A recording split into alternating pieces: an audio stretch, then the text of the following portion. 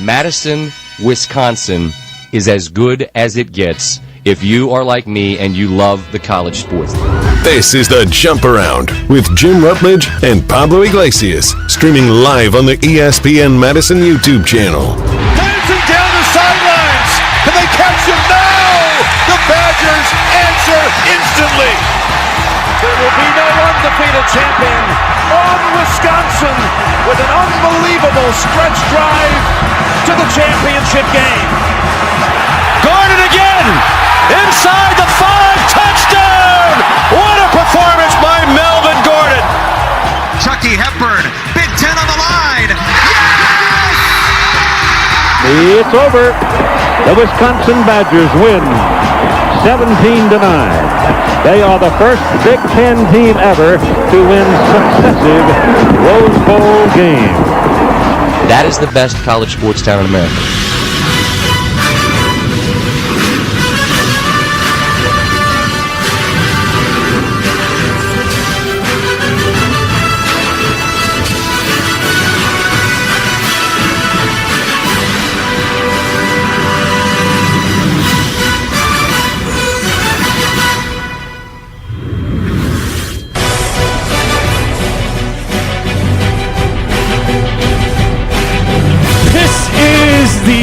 Jump Around, a Badger-dedicated show live on ESPN Madison and ESPN Milwaukee's YouTube channels. I'm Jim Rutledge alongside Pablo Iglesias with Riley Yauk behind the glass here in the Everlight Solar Studio. Riley was fired up after the Badger game against Minnesota. I was mad. I was annoyed. I was perturbed. Pablo, we'll get your thoughts in a minute, but I'll say this. All the goodwill that Luke Fickell and the Badger program built up after beating Washington, putting up a good fight for a half against Indiana, beating Brett Bielema and Illinois, all went out the window. Not because they lost to Minnesota, but because of how they lost to Minnesota. It's like being in a relationship and someone promises they're going to change, and they change for 2 weeks, and then they go right back to exactly who they've always been. And that's what the Badgers did. It takes 3 weeks to build a habit. It does. It takes more effort and more passion and more talent than the Badgers have to beat Minnesota, and that's a disgusting thing to have to say. I think for me, it's just confusion of how it ended. You felt like that there was good momentum going in there. I think we could all agree.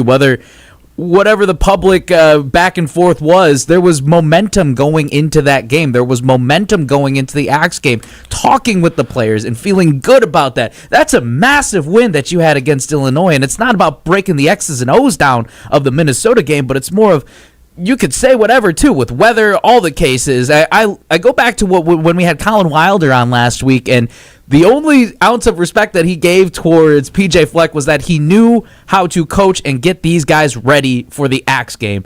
And a wholehearted apology, since I've been to Madison, guys, in 2021, my record is 1-4 in this Axe game. So I apologize to all Badger fans out here. Maybe we could call me the curse, but there's no other way to put it. It hurts. I'm confused. But in this weird way, though, guys, and we'll talk about this some more, I actually don't feel too terrible about this program in terms of where they're at. But, man, it's just year after year, how do you keep falling flat? Even if you build a momentum up, it's like the first year again since I've been here in 2021, almost the same type of vibe. You build some good momentum, you feel good going into the Axe game. It's not we're not playing to not lose. We want to go in there and play to win this game. We didn't feel good last year, though, right? Going into the next game? No, I'm saying 2021. This is what resembles. Gotcha. It resembles my feelings of how I felt in 2021. Build good momentum, head into Minnesota, you feel good about it, and all of a sudden it's this flat energy, and you cannot create momentum by any means. Yeah, Pablo, you mentioned you were like a little confused how it happened. Like, how did Wisconsin lose to Minnesota? I'm not, because it was very obvious. Why are you putting Hunter Simmons in for the entire second half? Yeah. I don't understand. That was the clear reason why they lost. In my opinion, he threw 2 interceptions. And it was a mind-boggling decision. Jim, I echoed the same sentiments that you just said on the post-game show.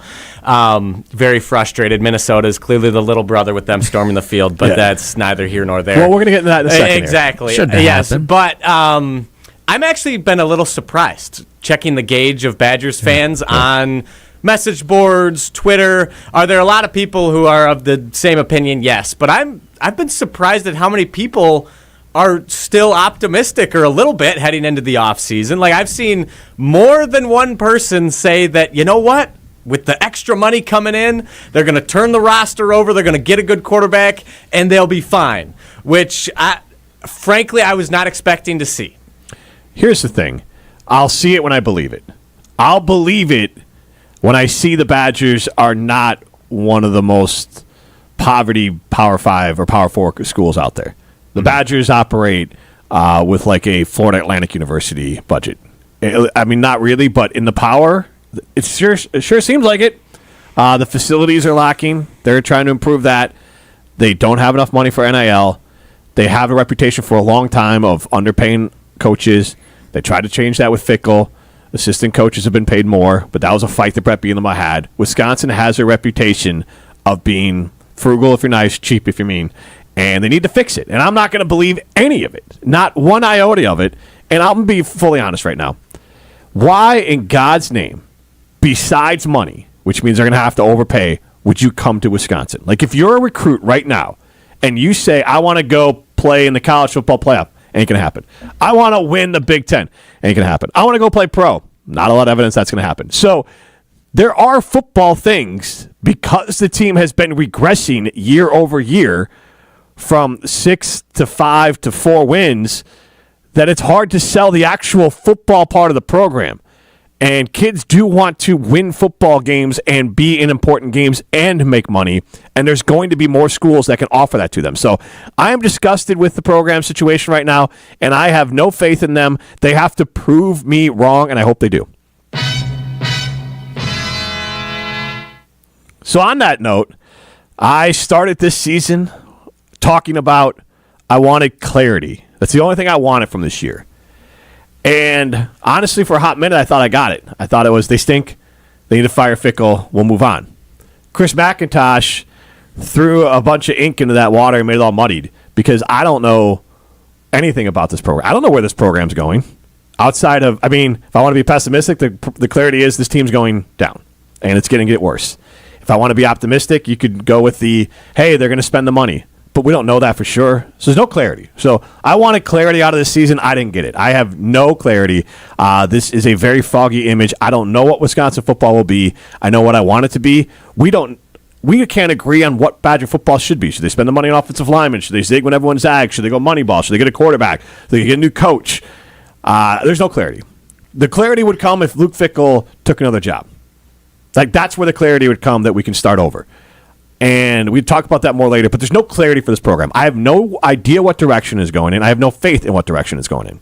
I don't have clarity in terms of the leadership, but I have clarity in terms of the young guys. They were pretty much forced into being more into the starter role. Again, it's okay, but are they going to be here next year? We'll see. But at least from a development standpoint, that's what gives me clarity. That's what gives me some ounce of hope. Is I know that Hunter Simmons won't be back next season. It was we gave it a shot. We liked kind of what we saw in the Michigan game, but it's not like we saw anything overly sexy in that situation. But again, Mason Posa being a third team All Big Ten guy, at least that's promising. Sounds like he'll be playing somewhere else. But you know what? Maybe I hate to say it like that now, but like that's where my optimism and clarity is at least the young guys. If they do stick around, I can't predict that. I wish I could put out the crystal ball and say this is exactly what's going to happen next season. This is exactly where these guys are going to go. But at least, again, from a leadership standpoint, though, I'm wanting to put my faith into Fickell, at least minus how that game was handled in Minnesota. I liked how the last few weeks, sans Minnesota, they were handled with the backs up against the wall, and how the young guys played. That's what gives me some sense of hope, is that at least the young guys that are coming up, who are kind of, again, forced into these situations, that, hey, like, they could ball out, and they could be a sense of that gleam of hope. Yeah, I agree. I do think Mason Posa and Cooper Catalano, at the bare minimum, those guys are going to stay. I think Dylan Jones, he doesn't have enough tape out there to go anywhere anyway right now, but Darian Dupree, Gideon Atuka, I think those guys are going to stay. Eugene Hilton, I don't know if he's going to stay. Why would you be here if you're a wide receiver? Exactly. Trech Kahuna, I think it'd be kind of fitting if his last pass was a hospital ball thrown by Hunter Simmons where he almost died and turned the ball over on downs. That hurt me seeing that one. Yeah. I remember that vividly. That was really not fun to watch. So I think there will be a strong nucleus of young guys who could help carry this team next year. But do I have any clarity about which direction they're going? No. We have conflicting images of what we've seen on the field. They've gotten worse every year, but then Chris McIntosh comes out and says he's confident in Luke Fickell. Ted Kellner says they're going to spend more money on this program. So there are reasons to be optimistic, but I don't know. Me personally, I'm going to be a lot more measured, I think, heading into next season until I see some tangible moves this offseason, until they make a splash at quarterback maybe. But even then, like, everyone's gotten hurt that the Badgers have tried to bring in at quarterback. Like, it's just so muddled right now. If it is not clear, the Badgers are spending tens of millions of dollars more this offseason than they did last offseason. There's no reason to be optimistic, and we have our clarity. The Badgers are not big boys. They can't play big boy football. Because that's definitely part of it. Luke Fickell could coach better. But let's be honest. Luke Fickell, greatest coach in the world, just in the X's and O's, gets his team to what, 6 wins? I mean, they're just not talented enough. And so there's two sides to this, and I am sympathetic to Luke Fickell not having the means to get the players that he needs. And if you want to be a Luke Fickell stan, which I understand, and I think he's a good coach, you can look at Posa and Calhoun and other players who kind of climbed up, and you can look at the injuries, and there is growth. But when you're growing from, and this is all due respect to all the players, but if you let's I'm not even talking about Cooper or Posa, but if you're taking players who are a 5 when they get here and you grow them to a 6.5 in year 1, that's still a 6.5, and then next year you're going to grow them a 7.5 out of 10. So like you're starting at a lower point.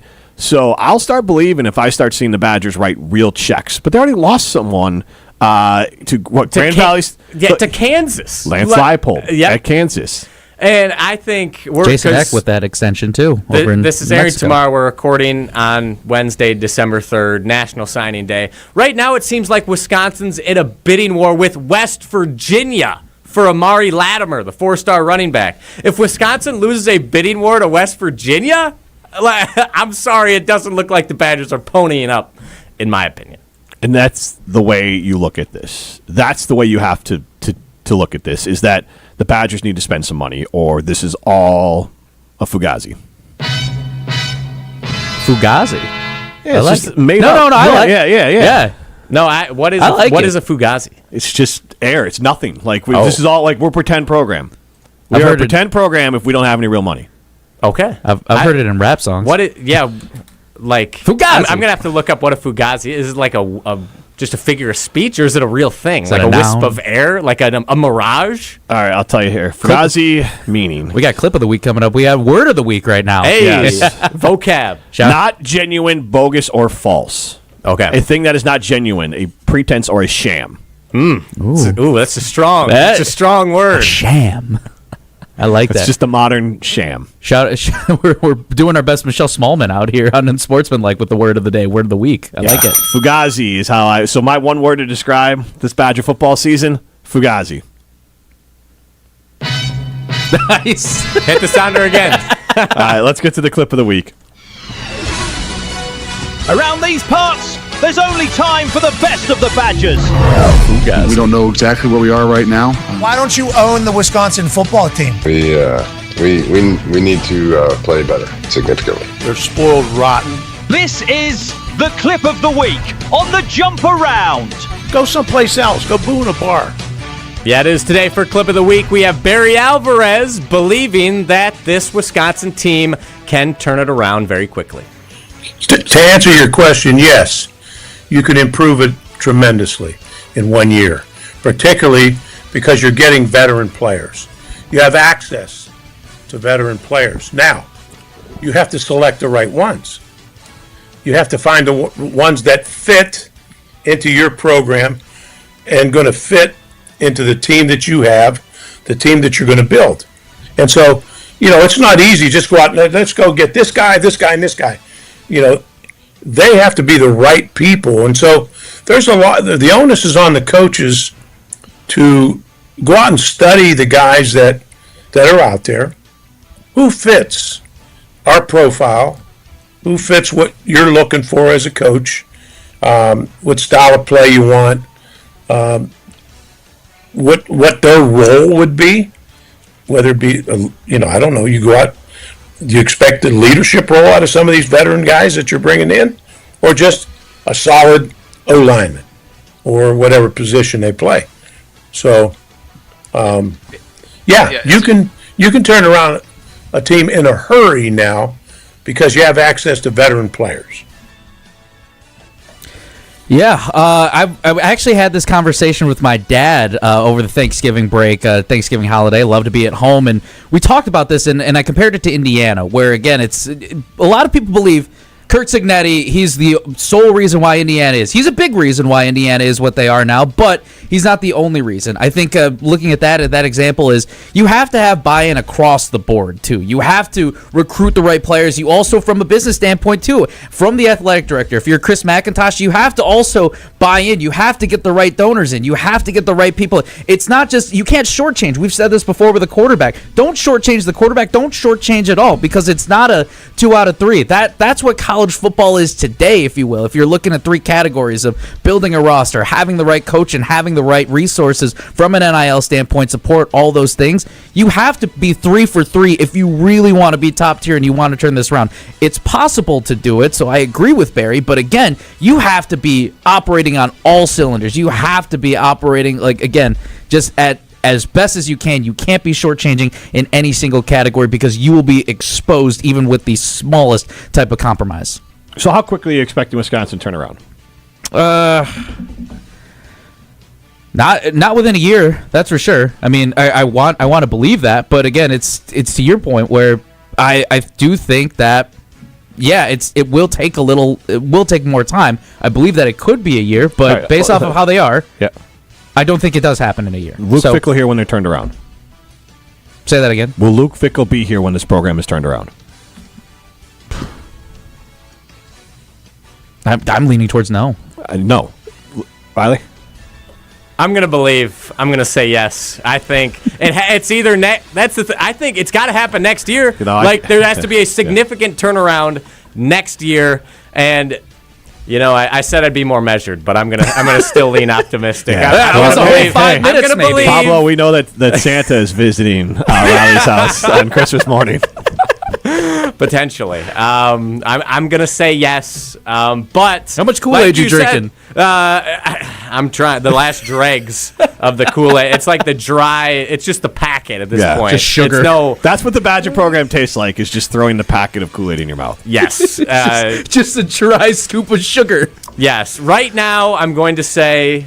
Yes, Fickell is around when the program is turned around, and it has to be next year. Yeah. But we need to see some movement quickly. I haven't had Kool-Aid in a long time. Correct me if I'm wrong. You got to add sugar, right, for Kool-Aid? No, I think now it's in the packet. It's I was thinking sugary. Old school of it would be the packet, and then you add sugar to the packet to make it together. I'm shriveling up thinking about that. That's too much sugar. Well, it's always too much sugar. I'm guessing it's worse. I'm guessing it's worse now, but I'm saying that if you threw a packet in there without the sugar, it's just that's just what the Badgers taste like. Bitter cherry flavor or something. Is this considered a free pup? Well, I don't know where we're at that point, but just sitting at the bottom though, that ain't great stuff. All right, let's look forward.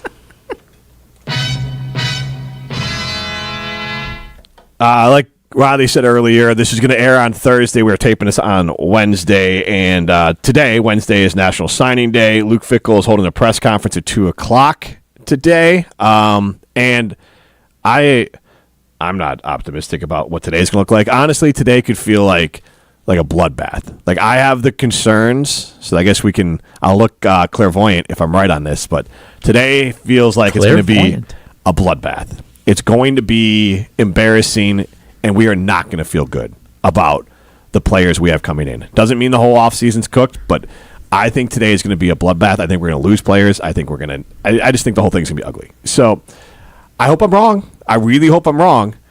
I just try to put myself in these players' shoes. What's the most important position for the Badgers to attack in recruiting? I know this is college football, and I know Wisconsin hasn't had no luck, but quarterback.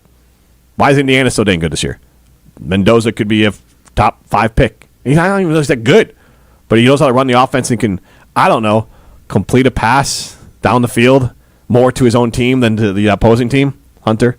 Carter, I'm guessing he knows how to throw a football, but that's really more of a theory. We looked at this. He threw basically his stats for the year would be like one game just in attempts. I think he's thrown like 46 attempts, completed like 54% of his passes for 200 yards. 4 games. 4 games. So we got a long 200 yards is a half for a lot of teams. The Badgers came dangerously close to running for more yards than they did throwing the ball. And it's disgusting. And because neither number was good. I don't know if either number got over 1,500 yards. Yeah. So, and it's not like they're raking off big yards per carry. So they need running backs, they need offensive line, they need all that. But a quarterback can really make a lot of things look better. So the most important thing is you got to spend real money on a quarterback, Dylan Raiola. I was just about to ask you, we throwing the bag at him? Whoa. We throwing the bag? If I'm Luke Fickell, if I could dig into my own pocket and get a quarterback, I would. Because you got to spend money to make money. And Luke Fickell is not going to be making more big-time Power 4 conference coach money unless he's winning this year. Yeah. So I would go all in and get Dylan Raiola. Why Dylan Raiola, Because honestly, I don't even know if he's good or not. It invigorates the program. Like, you are showing up, and Camp Randall is sold out if he's your starting quarterback. Unfortunately, I can't disagree. It would be really intriguing. We have to understand that that this is a show. And yes, he's obnoxious, and I'm sure he'll end up at Texas Tech. Yeah. But at least the Badgers... Oh, God, I'd hate that. Probably will. Because he wants to be Patrick Mahomes. The Badgers got the Stop comparing me to Patrick Mahomes. The Badgers got the right colors, at least, for him. I don't... And there is a tie, Raiola. There's a Badger tie to Raiola to Wisconsin. So, All right. I mean, I'm just saying, but something like that. Drew Aller, if he doesn't go pro, go get the biggest damn name out there at quarterback. That's what Indiana did. Mendoza was probably the biggest name out there in the portal. Yeah, he was, I think, pretty consensus and number he went to Indiana. Yep. I would say, take a swing because football hasn't changed at all. Whether we want, I don't know why people would believe that football is not changing. You still need a good quarterback. You still need a dominant quarterback. Even if this is known as RBU, it's you don't just thrive off of having a 5-star running back that you paid a boatload of money for. Yeah, you could do that, but that's not going to be the only person that carries you throughout the entire season. It's going to be the quarterback. It has to be the marquee quarterback. I feel like it'd be awesome if it was Dylan Raiola. It just reminds me of, I hope we don't get our hopes super high, like when Caleb Williams was rumored to be here at Wisconsin, and then all of a sudden in Twitter sphere it was rumored to see Paul Christ and Caleb at the Tornado Room, and then it was the Wisconsin-Purdue game where all the signs are popping up saying, come to Wisconsin, Caleb. Can I tell you this? The little insight I have into that, the Badgers were never, it was because of the Ingram connection. Yep. But it's not the program that was the problem. You think they're inept now. They had no idea how to at all come up with money for a player in the NIL era for, he went to USC. That's probably where he's going to go. But they couldn't rub together 2 nickels. They had no idea. There was no there was nothing. They had no idea what was coming. So you think they're bad now? They were worse then. They made Caleb Williams pay for his own meal at the Tornado Room. Probably. You could get the bread basket. How about that? Yeah. It's and like I said earlier, you have to be on board across in every single category. You can't shortchange, and this isn't even the quarterback. Again, you can't shortchange as a whole because if you do that, you will be exposed. And this isn't just a Wisconsin thing. It is a college football thing. Barry Alvarez said it earlier this week on the show, is that everybody has transfer portal, NIL issues. Don't get me wrong. But again, how do you navigate through that? And it's making sure that you are operating on all cylinders across the board in every single category because at least in this very moment, that is what college football is today. All right, let's get to everyone's favorite segment here, which is the Wisconsin Twitter portal. It's time for the Badgers Twitter portal. It is time to enter the Badgers Twitter portal, and since our guest today, former Badgers running back Brian Calhoun, will be ready to go shortly, we'll go with a quick one today, starting with another former Badgers running back, Melvin Gordon, talking about the Lane Kiffin saga going on right now. What Lane Kiffin doing happened to me not once but twice in college. It was never a big deal then. Now all of a sudden y'all care about the program and the athletes. Grow up with the clickbait. What are your guys' thoughts on this statement by Melvin Gordon? Because that's I forgot about that. Like Gary Anderson and Brett Bielema just dipping on him. How much do you think that's changed, or what do you make of his comments? This is on the screws. He's dead on, and I think people now are affronted because they're seeing players move and now coaches move. Go look at what LSU is paying their coaches. They had to pay out Ogeron like $17 million. Brian Kelly had a big buyout. And now Lane Kiffin's coming in, and Ole Miss is burying him after the fact. But this is what college football has always been. So let's not pretend now it's a problem. This is college sports. Coaches always run and go. This is part of the problem why the portal had to come around, because players would look. Melvin Gordon was with this with Iowa a little bit. He left. He committed to Iowa and then switched over to Wisconsin. Ben Brust had to basically beg and plead to get out of his Iowa commitment because the coach changed before he got there. But he had signed a letter of intent. And so this has been going on forever. The players now have freedom to go do what they want to do, which is great. I do want to say this.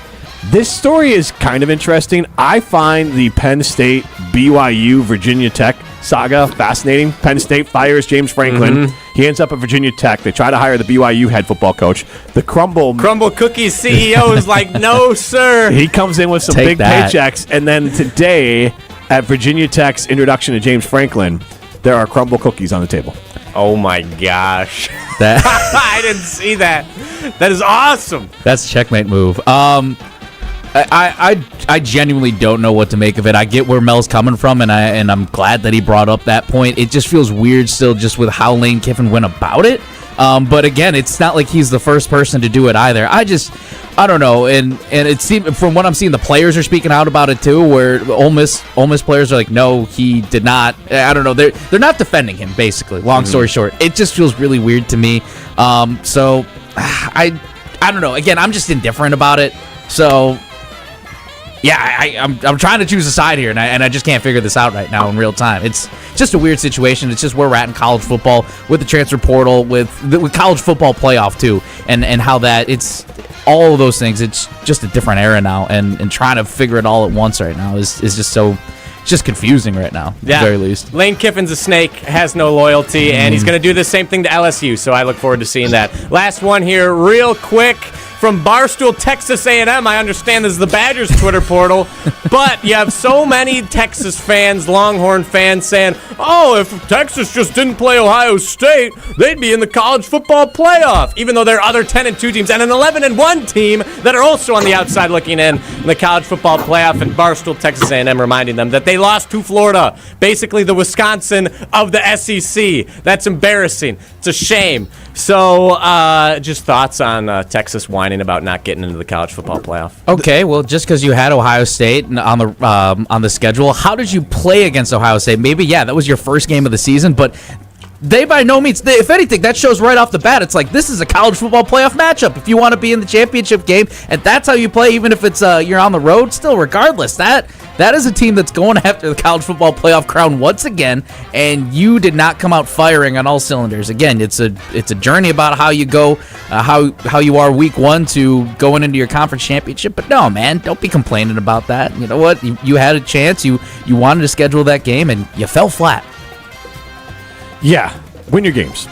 It's the same thing when Brett Bielema was like, well, we could have gone to that championship game if Devin Smith and I forget who that player got hurt. Didn't get hurt the year with Russell Wilson. Woulda, coulda, shoulda. Or you could have just won the games that you should. Just beat Michigan State. Yeah. Beat Ohio State. Yeah, beat a bad Ohio State team. We could have just done that. The Luke Fickell coached Ohio State team. Yes, that won 6-6. Yeah, which is crazy to think about. Yeah, so stop with that. Okay. Yeah, I'm sorry. Cry more. Thank you. Exactly. All right. Schedule these games too. Don't feel bad. Exactly. Yeah, it's ridiculous. They're whiners, and they destroyed the Big 12 they just whine and complain. That's what Texas does. All right, that's it for the Twitter portal. All right, we are excited that we're going to have Brian Calhoun joining us here in a minute. But before that, I want to tell you about my good friends at Steinhafels, because they did have their Black Friday sale going, and now they have something new happening, and it's very exciting over at Steinhafels. And it's a better... If better sleep has been hard to come by, you're not alone, and the right mattress can make all the difference. That's why Helix Sleep and Steinhafels has teamed up to bring you their award-winning mattresses to Steinhafels. Now you can try Helix in person, something you can't do just anywhere. Right now, Steinhafels is offering 20% off Helix mattress orders just for our listeners. Head to steinhafels.com to learn more. Helix Sleep at Steinhafels. Better sleep starts now. Brian Calhoun next. This holiday season, make your home the place everyone wants to be with the Home for the Holidays sale at Steinhafels. Save at least 10% store-wide and get Steinhafels 18-month 0% special financing. Plus, save 50% on all holiday accessories, from cozy sectionals to dining sets built for family gatherings and inviting bedrooms for overnight guests. Bring comfort home for the holidays. Shop in-store or online at steinhafels.com. And we are thrilled to be joined by what I'll go ahead and say is a forgotten Badger legend at running back. That's Brian Calhoun. Your 2005 season statistically was one of the best we've seen out of a Badger running back when you count for all-purpose yards, and that's saying something, Brian. So thanks for taking the time to join us today. No, thanks for having me, guys. Appreciate it. And I want to start with this Badger football program and where it's at and where it's going to go. And I think we can start with how the season ended. You participated in the rivalry here. You're a Wisconsin kid, losing to Minnesota. That's just a sour taste, a sour way to end the season. Yeah, I mean, I think going into the game, you felt a lot of, maybe joy, or you felt like we're turning the corner. Like our defense has played a lot better, and you got to give credit to the defense. I think the second half of the season, They really played a lot better, especially with those two freshman linebackers. But you were just hoping that you would see a little bit more on the offensive side.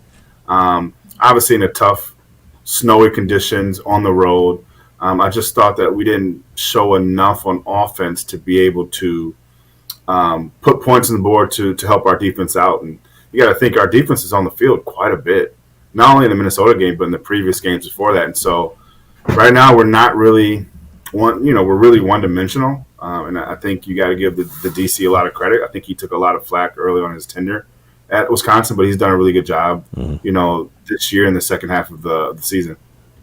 Brian, we put this poll question out here on our Twitter page. If fans have clarity about the future of Badger football now that the season's over, right now we've got a resounding 70% saying no. Where do you stand on that? Do you believe that there's some clarity? Are you still trying to figure that out? Where's your head at? I mean, I think if you were a fan or even just a casual observer of Badger football, it's hard to say that you have clarity. I think the only thing we're clear about is Coach Fickell is going to return next year. Right? That's the only clarity we have. I think, unfortunately, and he may not ever admit this publicly, but hiring the first OC, Longo, really set this program back. Trying to do a wholesale change of an offense that's not really predicated A, on the tradition of Wisconsin, also B, the athletes, the team that we had at that time was not ready for that system. And so 2 years in, you admit that you made a mistake by firing Longo, but now we're still behind the eight ball. And this is the first year under Grimes, still behind the eight ball. Still don't have a quarterback that has stayed healthy, which sometimes that's out of our control. But then we've had plenty of young quarterbacks along the way in the last couple of years that has not stayed and weren't able to develop them. So I think with all those questions, we almost have zero clarity. And I think that's maybe the most unsettling part as a Badger alum, as a Badger fan, as we're almost going to year 4 and there's still almost no clarity on what our identity is, where we're going, how we're going to get there. And Brian, you kind of touched on it. You're an alum. You're from the state, or you grew up in the state, and you're coaching too. And I want to get to your perspective as a coach. But how did you get into coaching? When did you know you wanted to become a coach? And how did you get to the position you're at with Oak Creek? Yeah, so I was fortunate enough to play with Coach Alvarez. My last couple of years at Wisconsin, Coach Chris, Coach White were the coordinators at the time. And so I was fortunate to get drafted and play a few years. My NFL career was cut short because of injuries, but I knew very shortly after that I wanted to get into coaching. I love football. And so it didn't take very long for me to find kind of my niche into coaching. So, I'm fortunate enough to be back at Oak Creek, which is my alma mater. Travis Beckham, also a Badger alum, went here. Jake Sprague, also alum that went here. So a lot of rich tradition here at Oak Creek. And so I'm fortunate enough to be back here, and I'm thankful and also looking forward to building what's already been here towards the future. Brad, it's cool to get to see this on the other side, too, I'm sure, for you. When it comes to developing recruits, with this being the early signing period, too, what are college coaches, what are college programs looking for? Because, again, it's still football at the end of the day, but there's another level to it. Out of curiosity, in your head, what have you observed over time as college football's changed a little bit? What are programs looking for these days in players? Yeah, like you hinted at it. College football has changed mightily. Like, back when I was recruited a long time ago, coaches coming to see you, you going to camps, you going to campuses, writing letters. That was the primary way of recruiting. Now you have social media, you have highlight tapes, you have all these different avenues to be able to promote yourself. But when it comes to the high school athlete, each program is different. A place like Wisconsin predicated its success on getting kids in state, developing those kids, and also maybe taking a chance on a walk-on kid that maybe has some lower FBS or FCS offers, and developing that kid 3, 4, 5 years down the line. And so now you're in this space where I have to make or address immediate concerns or needs through the transfer portal. Kids will come, kids will go, but you need to address that. But then you're in this weird gray area of I still need to develop kids, because if you're going to be somewhere 3, 4, 5 years, you need some of those kids, most of those kids, to see it through and develop. And that's where in this weird space of, for instance, Carter Smith, you want to develop him. And I think if you watch the film, and if we're being completely honest, the game at times was moving maybe a little too fast. So you want to develop him. But we also have immediate need, because now you're going to year 4, that staff may feel like, and people may feel like, they need to win now or show some type of progress. So you're now in this dilemma of keeping a kid that we need to develop and we really like, but also winning now. And so that's the space that a lot of places are in. Obviously, the revenue sharing is a big deal too. What resources you have to get the better players in the portal. And it's good to hear that we're going to add more resources to the pool that we already have. That's good to hear. But it's also a hard decision for a transfer kid. If I know Wisconsin's going to offer this, and I know another school is going to offer this, if you look at the last 3 or 4 years, you don't feel that confident because you haven't seen the on-field success. And so that's the gray area that we're in, and we gotta fight like hell to really get out of that area and convince kids like Wisconsin's the place to be. So how do you walk that line? Because you use we a lot, rightfully so, and you have a lot of talented kids on your team. I'm hoping that Wisconsin is knocking down your door for different kids. And so how do you manage, like, when they come to you and you want to give them advice about Wisconsin, and obviously you have your love for the university and everything you've done there, but you want to do what's in the best interest of your kids. So I'm sure you walk that line. So tell us, how do you walk that line with those kids? Yeah, I think it's a tough line to walk, and I will say this in defense of the coaching staff not maybe recruiting the state as heavily as people like. Number one, the top prospects in the state need to be recruited heavily. There's no question about it. However, I will say not every single top prospect may be a right fit for you, right? And what does that mean? That means maybe a kid is more about self than program. Maybe a kid has some baggage that maybe you don't fit into your culture.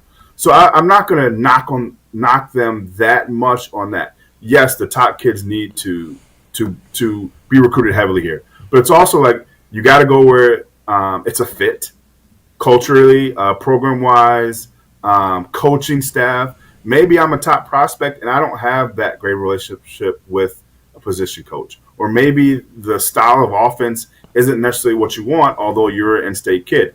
So you have to look and see each situation differently. Am I going to get a chance to develop, or do I want to play right away or early on? Look at a depth chart. Those are the things that you have to look at as an in-state recruit. So, yes, you want every kid. Don't get me wrong. You want every kid in-state. However, it's not as simple as saying, oh, this kid's from here, this kid's from here, we got to get him. Maybe it's not a fit. Maybe there's different evaluations of how good a kid actually is. I know a Division I kid, no offense, maybe going to Northern Illinois, maybe the staff doesn't think they're good enough to play at Wisconsin. And that happens. And so that's kind of the space that you have to live in and be honest with them. Like, my experience was my experience. That's not the same for every single kid. And so I'm honest with them, but I also know how great of a university it is, and playing for your home state, there's nothing like it. Yeah, right. I mean, to be totally honest, I just looking at your numbers and doing some research and everything, man. I mean, it's legit. The numbers were insane, and I got to give you your flowers on that one. And I just really want to see RBU return to what it was. I got to see Braylon Allen in the few years, but it wasn't like the RBU based off committee with the Gordon days, with James White, all of those guys, where it was just stacked one after the other. How does Wisconsin just get back to that? How does Wisconsin get back to the days where you were in that room and it was just causing a bunch of chaos in that backfield? Yeah, it's funny. Is I like the running backs we have. I think they have shown flashes, but getting back to the idea of like Wisconsin is for O linemen, running backs. We had a string of really good tight ends. We've had lately a string of really good linebackers. Like, there have been a lot of successful players that has come through Wisconsin, particularly at the running back position. And so, like, we took that with tremendous pride. You know, you walk in the running back room and you see all the names that came before you, the Ron Danes, the Anthony Davises, the Michael Bennett's, the Brent Mosses. And so, like, you felt that as a responsibility. But that's just not the running back. That's also making sure that we get the guys up front.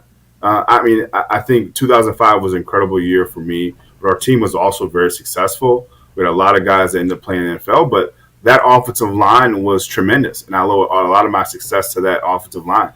And so getting back to building on both sides of the ball on the offensive and defensive line is one of the keys to getting back to where we want to be as far as a running game. I will give the defensive credit. I thought the defensive line this year, their play was much better than the last few years. And so I think we're trending in the right direction.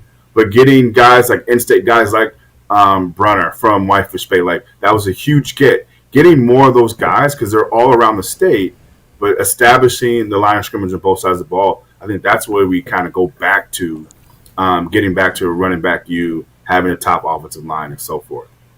With your Barry Alvarez, you played for him. We have a lot. We have Mark Tauscher, who played for him, Tark, Sala, Derek Engler, two guys that I hosted with for a long time, who played for him. He now does a show, Barry Alvarez does with us weekly here on ESPN Madison. What influence did Barry have on you personally, professionally, and also everyone's got a Barry story. You don't have to do the impersonation that Tark and some guys like to do, but everyone's got a Barry story for us. I think Coach Alvarez has influenced so many people that played for him. What I really appreciated about Coach Alvarez at that time, and he met everywhere where they were. Doesn't matter if you're a Wisconsin kid, a Jersey kid, a Texas kid. He really wanted the best for you. And he was extremely supportive. I was fortunate enough to be able to run track at Wisconsin. Joe Thomas threw at Wisconsin. We had a number of football players, and he was very supportive of that. But he had this, he had this vibe, this aura about him, that in his presence, when he walked in the room, that was Coach Alvarez. And so I think he had that respect. And by the time I got to Wisconsin, he was kind of at the end of his tenure. So you knew the legend of Coach Alvarez. But I have nothing but tremendous respect for him. I owe a lot of my success at Wisconsin because of Coach Alvarez. And so I'm very thankful for him. And I'm glad he's still involved somewhat in Wisconsin sports. Oh, he got everyone riled up when he told the fans to go boo in a bar. You know what? I think my take is he's earned the right to. People have their own opinion, and he's earned the right to be as critical or not as he wants. It's maybe not something that I would have said or I agree on, but that's maybe what he was feeling at that exact moment. But honestly, he loves Wisconsin and he wants the best for Wisconsin. I think everybody's kind of frustrated at what we've seen this far, and so hopefully 2026 is much better than that. Brian, my last question for you going into that, this offseason, it's big, whether it's one position or just in general, something the Badgers need to attack this offseason. What's that one thing that you're really hoping they get after and why? Well, unfortunately, I think there's a few different areas of need. The first decision you got to figure out what the plan is to do on offense as far as your quarterback position. Are you going to ride it out with Carter Smith, or are you going to bring in one or two guys in the transfer portal? You could also add to that, what's the health status of O'Neal and Edwards? Are they planning on coming back? What is the plan at quarterback position? I also think that you're going to have to figure out offensive line, and then just add some pieces of defense. I know we're losing some guys on defensive line. Those freshman linebackers are a good group to build around. But I think the quarterback position and finding what we want to do offensively is going to be the key to our success, because I still think, even though Grimes came in, I still think there was some area of concern of like, what exactly are we doing and what's our identity? You can blame the injuries, you can blame the inexperience, but we still need to have it. Like, if Stocco wasn't playing and Tyler Donovan was his backup, he went in the game and you still knew what we were trying to do. And I don't think that we had that the last couple of years. And so getting back to what we're trying to be. And it may not be the same style that I played in, or Anthony Davis or John Clay. It may not be the same style, but at least people can point and say that's Wisconsin football, and I don't think we've been able to do that the last 3 years.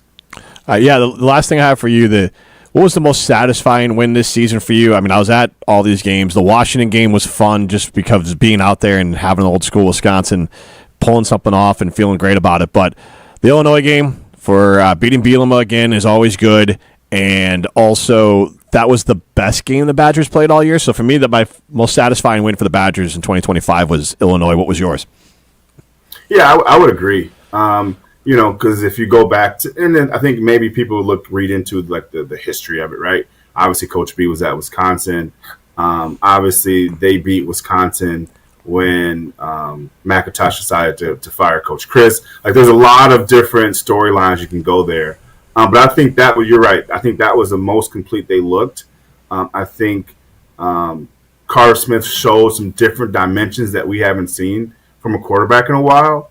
And the defense really played like their hair's on fire. And I really had an appreciation for just playing on the attack. And I feel like we haven't done that. And so I would say that was the most complete game. And it was fun to watch. And, and I had some buddies and former teammates who were saying, why are they storming the field? It's like, some of these kids in college haven't seen a successful product. And so I'm not going to bash a college kid for cheering on a team, especially when at times it seemed like we were at the bottom, right? And so I think that was the most complete game, and I'm glad that campus was able to experience it. But now that you have a taste of success, now we need to carry that momentum into the offseason and become a regular back to what we were, right? Like, I think anybody at this point would be happy with 8-9 wins every year, which is what we were kind of averaging over that time span. And so I think we need to get back to playing that type of football and being in that conversation. Absolutely. Brian, thank you so much for joining us. Good luck with the offseason training and programs for your football team. We appreciate your time. Appreciate it. Thank you for having me, guys. Appreciate it. Yeah, it was awesome. Yeah, thanks, man.